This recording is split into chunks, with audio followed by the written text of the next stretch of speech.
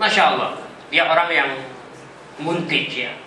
Banyak sekali karya-karya dia, tapi ternyata dia mati bunuh diri. Subhanallah. Sukses dalam dunia, terkenal, buku-bukunya banyak dibaca orang. Bahkan dia memberi nasihat kepada orang supaya orang itu bisa hidup berbahagia. Ternyata dia nggak bahagia, mati bunuh diri. Dan itu banyak ya. Karena dia punya teori-teori dan dia rasakan sukses. Perlu diingat kembali, ada perbedaan antara sukses dan bahagia.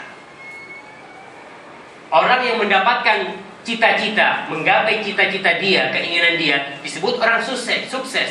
Tapi apakah dia berbahagia? Belum tentu. Karena buktinya banyak orang-orang bunuh diri dengan kesuksesan yang dia dapatkan. Bahkan orang ini yang mengajarkan kepada orang supaya hidup berbahagia, dia pun mati bunuh diri. Kembali lagi bahwasanya kebahagiaan itu berada di hati, dan hati milik Allah Subhanahu wa taala. Hanya dengan beriman kepada Allah Subhanahu wa taala kita akan tenang. Allah Subhanahu wa taala mengatakan, "Man 'amila shalihan min dzakarin aw untha wa huwa mu'minun falanuhyiyannahu hayatan thayyibah wa lanajziyannahum ajrahum bi ahsani ma kanu ya'malun." Kata Allah Subhanahu wa taala, barang siapa yang beramal soleh, min dzakarin aw untha, laki perempuan. Islam tidak membedakan. Dalam artian orang yang beramal soleh, baik itu laki-laki atau perempuan, Allah berjanji, falanuhyiyannahu hayatan thayyibah, Allah akan memberikan kehidupan yang baik buat orang itu di dunia, dan tentunya di akhirat lebih. Allah akan memberikan imbalan dan pahala kepada orang ini dengan sebaik-baiknya dari apa yang mereka amalkan.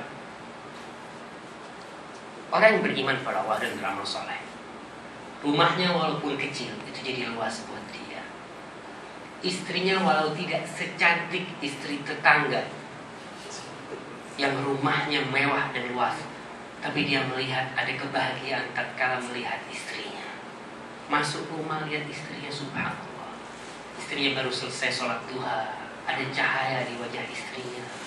Masuk rumah yang mungkin pintunya sudah susah ditutup, dia mendengar suara anaknya mengaji. Bahagia orang yang beriman kepada Allah SWT, walaupun dia tinggal di gubuk. Tiap hari dia naik sepeda, dengan angin sepoi-sepoi dia mengatakan subhanallah walhamdulillah wala ilaha illallah. Bahagia dia. Belum tentu kalau dia punya mobil dia bisa subhanallah. Kalau naik mobil kan lain sudah, tapi naik sepeda engkol. Tapi keimanan itu benar-benar akan memberikan kebahagiaan kepada Allah. Orang yang tidak beriman, rumah yang mewah itu akan menjadi seperti penjara buat dia. Berapa banyak orang yang masuk rumahnya yang mewah 5 menit terus keluar, gak betah di rumahnya. Padahal kamar dia ada 10 yang kosong, tapi gak betah. Dia betahnya di tempat orang-orang yang minum, main judi, di sana betahnya. Karena Allah tidak memberikan kebahagiaan kepada dia. Allah berfirman, "Waman a'rada 'an dzikri fa inna lahu ma'isyatan dhanka wa nahsyuruhu yaumal qiyamati a'ma." Dan barang siapa yang berpaling dari peringatanku, dari Al-Qur'anul Karim, dari apa yang Allah sampaikan di dalam kitabullah, dari apa yang Rasul sabdakan di hadis-hadisnya, fa inna lahu ma'isyatan dhanka. Sudah, keputusan dari Allah, orang yang seperti ini, bagaimanapun orangnya, apapun pangkatnya, fa inna lahu ma'isyatan dhanka, dia akan mendapatkan kehidupan yang sempit dan sengsara. Maka keputusan dari Allah, orang yang tidak beriman adalah orang yang susah. Dia akan keliling-keliling mencari keimanan, mencari kebahagiaan. Dan banyak yang Allah memberikan hidayah kepada mereka sehingga mereka berhenti di terminal Islam dan mereka masuk Islam. Dan terbukti, orang-orang yang masuk Islam itu rata-rata adalah orang-orang yang sukses, orang-orang pintar yang benar-benar mencari. Dia sudah cari kemana-mana, aku mau gak bahagia. Tapi muskilahnya, ada orang yang Islam dari lahir gak bahagia juga. Betul nggak? Saya dari lahir Islam, sholat ya 5, tapi kok susah terus. Maka perlu diingat, Islam dan iman menjadi sebagai pilar utama dari kebahagiaan itu bukan hanya kata-kata. Jadi iman itu bukan hanya perkataan yang kita sebutkan dengan lidah kita. Iman tidak sependek jumlah hurufnya. Iman, berapa huruf? 4. Selesai, saya ini orang yang beriman, Ustaz. Iman tidak hanya sekedar itu, karena iman adalah qaulun bil lisan wa i'tiqadun bil jinan wa amalun bil jawarih. Islam atau iman adalah perkataan dengan lidah kita, keyakinan dengan hati, dan perbuatan dengan raga kita. Sebesar mana kadar keimanan Anda, sebesar mana praktek Anda dengan amalan-amalan iman itu, maka sebesar itu kebahagiaan yang akan Anda dapat. Semakin orang itu banyak amalnya, semakin dia banyak takutnya kepada Allah, makin semakin bahagia dia. Bapak-bapak yang dimuliakan Allah Subhanahu wa taala, kalau tadi pandangan umum tentang bagaimana hidup berbahagia secara umum, di mana letak kebahagiaan itu, sekarang kita akan melihat bagaimana praktek dalam kehidupan kita sehari-hari. Orang dari dulu kita tahu lah yang namanya kebahagiaan dengan beriman kepada Allah Subhanahu wa taala. Cuma sekarang gimana prakteknya? Saya ini sudah beriman tapi belum berbahagia. Ada banyak ya para ulama menulis tentang kiat-kiat, tips-tips bagaimana hidup berbahagia, yang semuanya adalah cuplikan dari iman itu sendiri. Cuma mereka kupas lebih detail supaya kita tahu bagaimana kita mengamalkan. Yang pertama, ada beberapa hal. Yang pertama, Anda bertanggung jawab atas diri Anda sendiri. Anda bertanggung jawab atas diri Anda sendiri.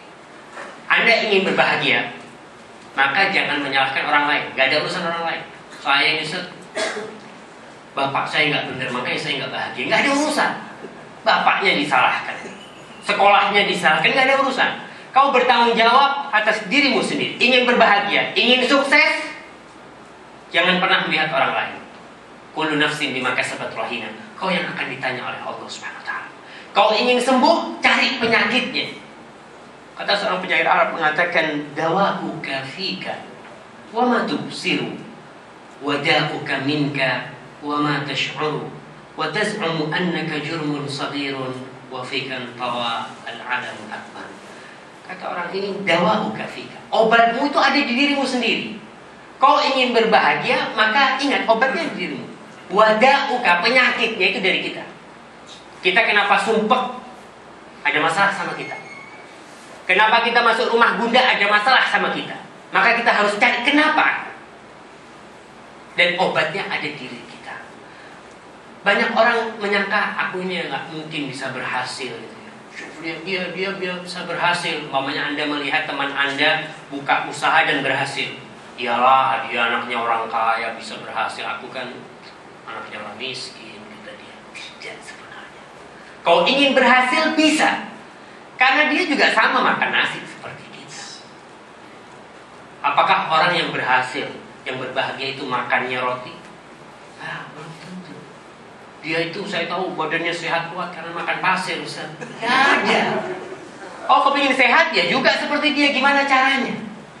Tapi tetap untuk mencapai kebahagiaan, untuk mendapatkan kesuksesan dalam kehidupan ini, kita harus melihat diri kita.